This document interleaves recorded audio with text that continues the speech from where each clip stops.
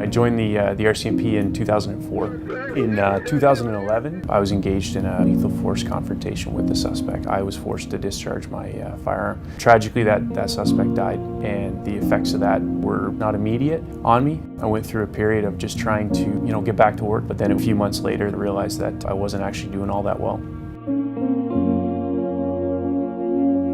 It came in the form of sometimes uncontrollable reactions to things, irritability, constant anxiety, sometimes downright panic attacks. I wasn't sleeping anymore, and I just couldn't get the whole thing off my mind.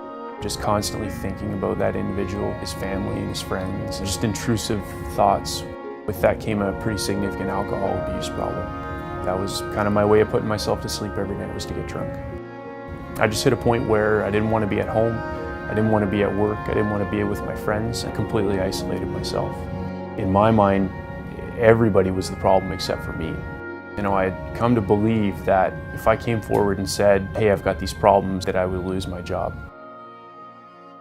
I started on the path to recovery with the help of some people that cared about me. It is something that my organization has recognized. They take it really seriously. So we've made some very significant progress in a very short period of time.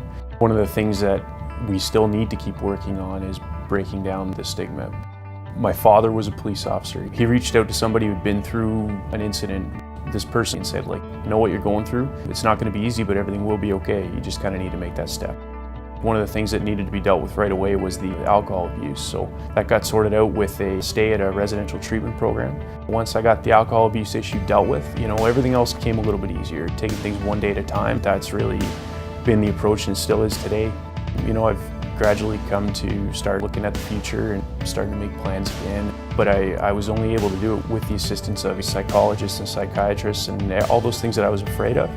There was a time where I thought you go to one appointment with a psychologist and the magic wand will be passed over you and everything's fine. That's kind of the way I wanted it to be, right?